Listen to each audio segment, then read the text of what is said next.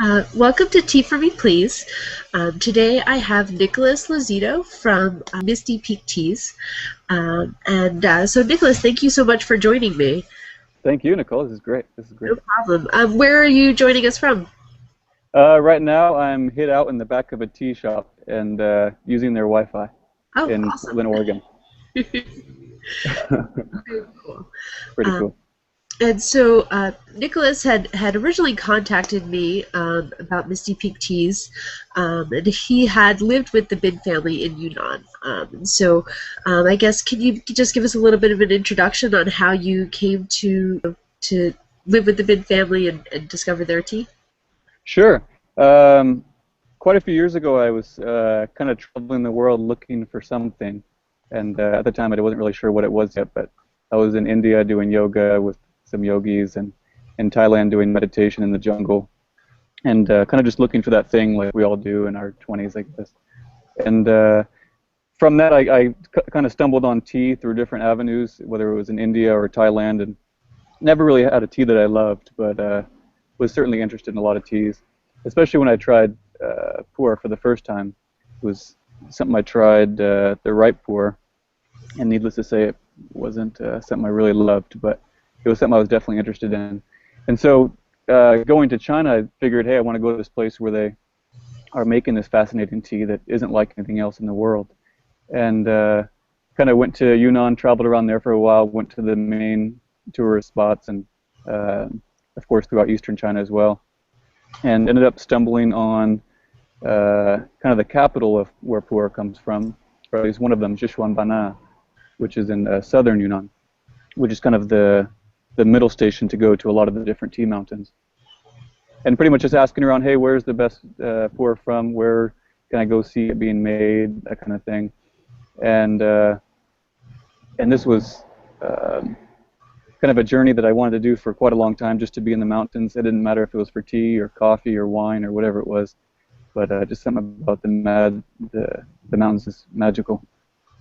And ended up in Yiwu, which is a very small village in southwestern China, but southeastern Yunnan, uh, only a few kilometers away from the country of Laos. And I was looking for somebody that I saw his name on a blog, and that's pretty much all I could find that was in English that talked about this village and a place to go see tea, period. So I walked around this village with no language except for English, and just asking, hey, do you know where this guy is? Do you know where this guy is? And just getting pointed different directions. And finally, the last guy that I asked pointed me up to the top of this mountain, where I finally went up and trekked to the top of the mountain, and had no luck. Actually, there was a dog at the top, and the dog scared me away from the final part of the journey, which lasted several years. I was scared away by a dog. But I came back down the mountain, and the nice young man who pointed me up to the top of the mountain said, "Hey, come in for some tea." And that is the 25-year-old Yuan Bin Leo Yuan Bin from the family who's now inherited the tea farm and growing the business.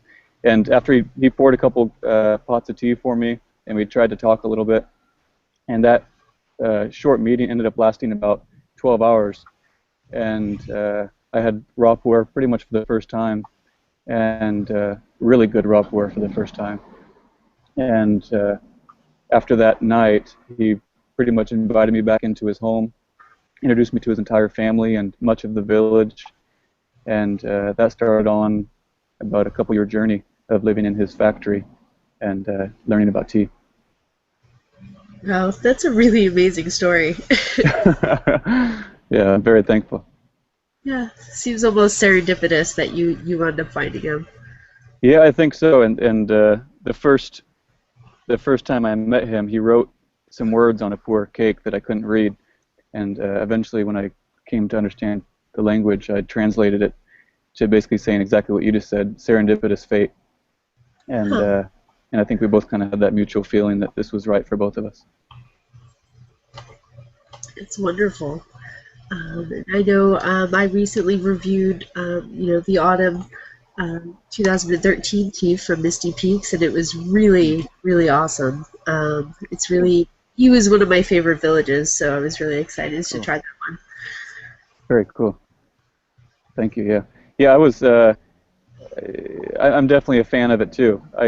I can brag about the tea and talk about the tea and say I like the tea because I didn't make it, and I'm just a fan of it, just like everybody else. So I'm definitely thankful that it's something that we're able to get a hold of, and especially after there's a lot of people who are doing wonderful things in America and the West with Pu'er tea, but there's something about this tea that I just feel so thankful to be a part of and to be able to enjoy, to have it as my daily drinker, and to have it as something that I can keep with me throughout the rest of my life. It's great. And so I know we did have one question from the audience that I thought was pretty good from Denny and James over at TDB. So their question was, people never used to consume young raw pour. Now in the tea community, it's far more common for people to consume young raw pour than raw pour with any significant age. And so he said, some people seem to want to drink now pour, while others are more focused on buying pours to age. Many also want both. When you're producing Bings, how do you balance these two types of drinkers, and do you cater towards any particular type? Um, I don't think it would be fair to the culture of China and the culture of Pu'er to change what they've already mastered. Um, I think I've poured this tea for so many people, some of them who've never drinking Pu'er, some who have never drinking green Pu'er or raw Pu'er, some who have never drinking loose leaf tea. And I kind of always am interested to see what their first words are. But through all that, I've learned that it's not really an acquired taste. Some people grow to love it more than others. But I don't think that on our end of it, on the production side of making Pu'er or making tea or really making anything, that we need to customize tea so that people enjoy it. I think that as there's so many teas coming on the market that are made just to almost make money or to have everybody enjoy it instead of just rather than those select few or that handful of people who really enjoy a pure tea. If we're trying to tailor tea to them, we would really lose the culture of the Pu'er and really lose the culture of what the family has spent so many generations to build. So how do we alter it when we're during production? The most recent thing that I did was change the size of it. Last year and every year before that, we do 357 grams, which is really standard for a cake of Pu'er. And now we're doing 200-gram cakes, which is pretty much the best way to go to get the most people involved. Whereas 357 grams looks like kind of all the tea in the world to a lot of people. 200 grams is a lot easier for people to manage to get into. But as far as taste and profile and changing different aspects of the actual tea, I've never thought that I needed to or that we needed to. And people are really growing to really enjoy raw Pu'er. Even throughout China when traveling, when I was first kind of gaining interest in raw Pu'er, I would go to tea shops all throughout China and say, hey, do you guys have any raw Pu'er? And they would tell me there's no such thing. And now in America, it's the same thing. They would tell me there's no such thing. So I think through education and through sending out samples and just producing a very, very good tea with the utmost quality and the utmost honesty, and we're able to get more people involved without having to change things on our side too much to really sacrifice the quality of the tea. That's a great answer. Thank you for that. Yeah. Yeah, it's really tricky, especially in the US here. The market is a little crazy, and there's so much, this person said that person said this, and it seems like there's not really any agreement on much of anything when it comes to pour. I think you're right. Yeah. Yeah. Yeah. I think at that, to go on with that point too, I think that's important for us to. There is no best tea. There is no. This is my very, very best or the best quality. Or I've met so many Chinese people and so many people in general, and it's kind of become my saying that, hey, the best tea is the one that you have with you.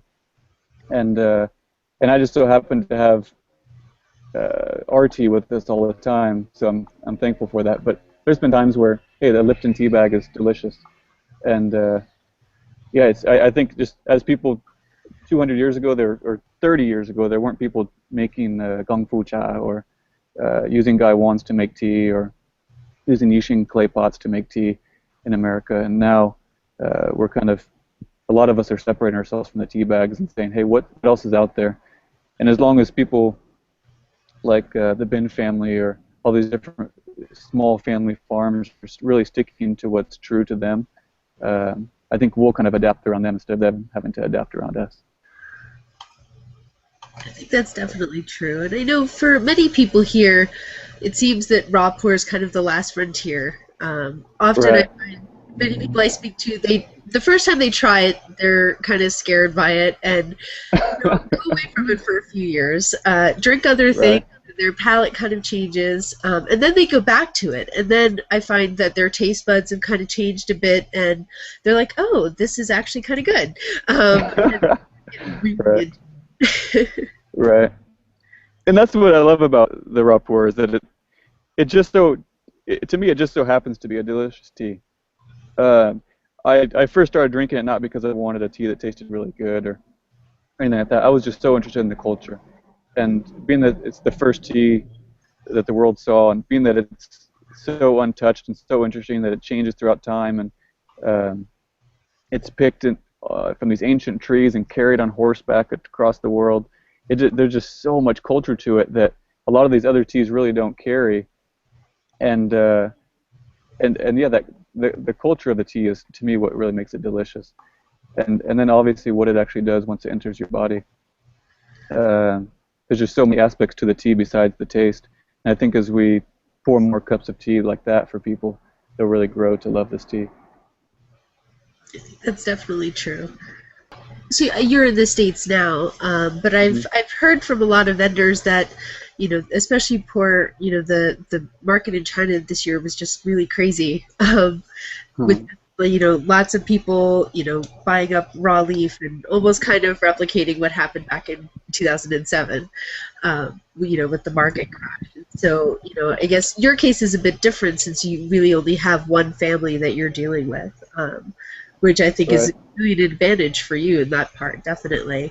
But did you notice any kind of differences this year compared to past years?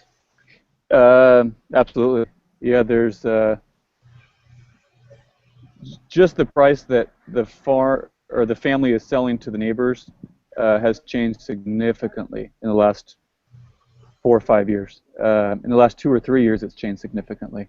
Um, Obviously, when you're at the ground level buying tea, there's very minimal change usually from year to year, you would think.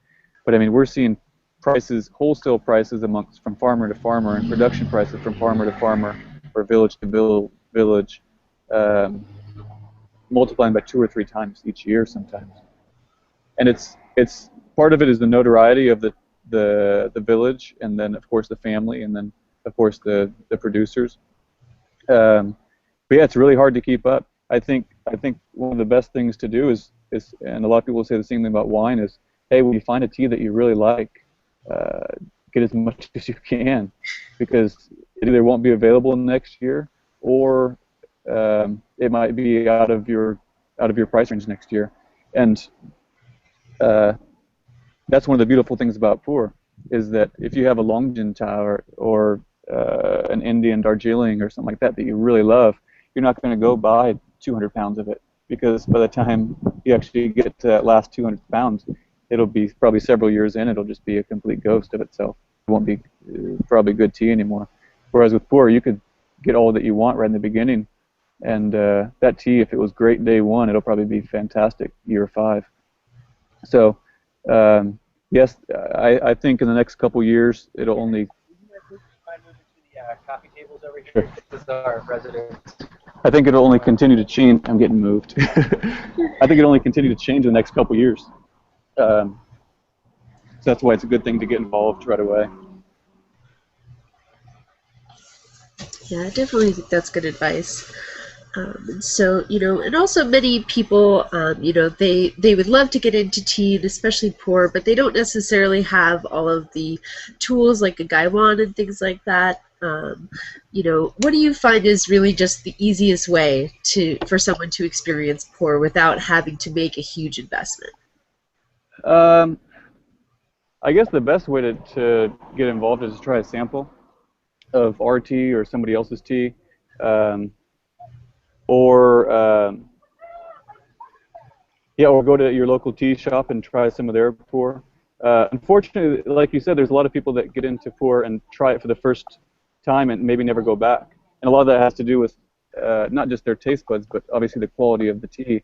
And there's so much tea on the market that just isn't good quality, unfortunately. I know you and I have both probably tried hundreds of teas just in America alone. And I've had several thousand in China, and there's definitely more bad tea out there than there is here. But a big part of it is just, yeah, get out there and try whatever you can until you either like it or grow interested in it. But I think at least people will probably be interested in it in the beginning. And I think the best way to do it is to get the best tea that you can in the beginning, to give that tea a chance, to give it its full potential, to really give it everything that it deserves, so that you know, hey, at the end of that, if you don't like it, then maybe you just don't like raw pour, or maybe you just don't like long gin, or whatever kind of tea that is. But give it a chance. Try the best tea that you can in the very beginning. If you can't afford a Bing, get a half a Bing. If you can't afford a half Bing, get a sample. But just try good tea in the beginning, and it'll really kind of grow your love of that tea. That's definitely great advice. I know I was very convinced for a long time that I hated pour because the first things I had were really bad. Right. Yeah, same with me. I tried some right pour 6 or 7 years ago in San Francisco at a little tea shop, and my goodness gracious, I'm surprised I ever drank it again after that. Yeah, yeah. Yeah, it's pretty Especially funky. with right pour here because I've actually heard of stores telling people it's supposed to be fishy. And Yeah, things like that. exactly. No. Exactly. And yeah, that's the tricky thing. You got to keep on trying different teas, because so many people that are offering teas tell you that what theirs is what it's supposed to be. And until you can actually, I mean, very few people can have the time or means to get out to China and obviously go to the farms, but at least go to places that specialize. I think that's the most important thing that some tea shops are missing, or that some businesses are missing, or to specialize. Um, of course, I have the opportunity, just as much as everybody else does, to sell 30 different kinds of teas and all these different mountains and different families' teas. But after trying so many different teas, and I chose this family's tea for a reason, and I choose to only work with their tea for a reason. And I think if we're going to say, hey, I'm going to dedicate myself to one thing, it better be a dang good thing. um, so yeah, I think if people can get involved in one way or another, um, and go to a shop that specializes in a certain kind of tea. There's some tea shops that specialize only in Chinese tea, or only Indian tea, or only Japanese tea. That's kind of a good way to get started, I think, is to go to one of those places and start asking questions and start learning. And just keep trying tea, because you'll keep on learning. We're all still learning. Definitely. Tea is a never-ending process of learning, I find. Absolutely. Absolutely. Yeah, and I'm just so thankful that people are enjoying the tea that I'm bringing in. Uh, it's something that's hard to get out here, to say the least. The whole process of getting tea from a farm into somebody's hands in San Francisco or New York or Texas, it's very difficult. But through so many of the people that I've poured this tea for, they just people are saying, keep doing it, keep bringing it, and asking me, hey, when's your next harvest coming out? So I can't help but keep bringing it. And like I said, I'm a huge fan of the tea too. So if no one ever got the tea again, it wouldn't change a thing for me. I'd still be out there with the farmers, still waking up in the morning to the smell of tea, roasting tea with them. It's become a part of my life, and through Misty Peak Teas, I hope that it can become a part of a lot of people's life, whether it's Pu'er tea or it's Indian tea or whatever the heck it is. I just hope that people can find that thing for them. And like I said, through meditation and all these other things that we all try, that's something that's very difficult to share with people. But we can all have somebody in and pour them a cup of tea and become friends and talk about real things, or at least just enjoy one another over something that's special to us. That's that's a wonderful sentiment, definitely. Um, so, for purposes of trying to keep it into a podcast format, we're about out of time.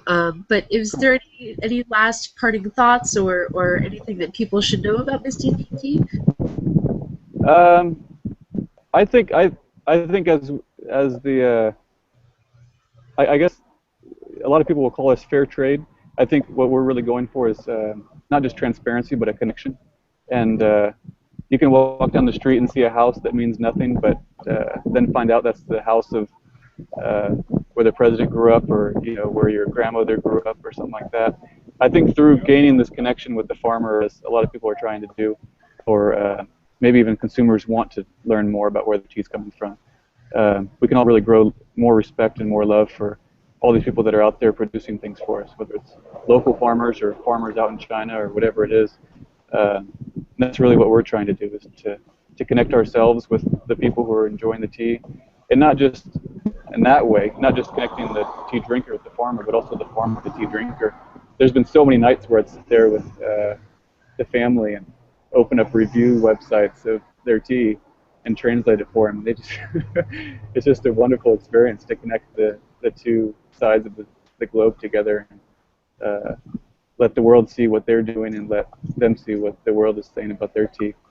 So I'm just so thankful to be a part of that, and obviously so thankful to be a part of what you're doing too, Nicole.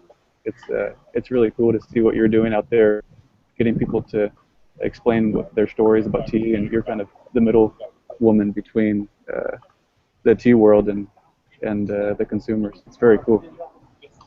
Thank you. Yeah, I find that more and more people are seeking that connection with where the tea comes from. We're not just Absolutely. we want to know where it came from, who made it, how it was made. And Absolutely, I think, it's a great direction that things are heading in. Absolutely. Great. Yeah, no, thank you so much for putting this together and allowing me to come on here with you. I really like speaking with you, Nicole. No problem. Thank you so much for joining me. Yeah, thank you. I'll be sure to include a link to their website in the show notes. Sorry, it's been so long since the last episode, guys. I promise I'll be better in the coming months. But thank you again, Nicholas, and I'll talk to you soon. Well, thank you, Nicole. Take care.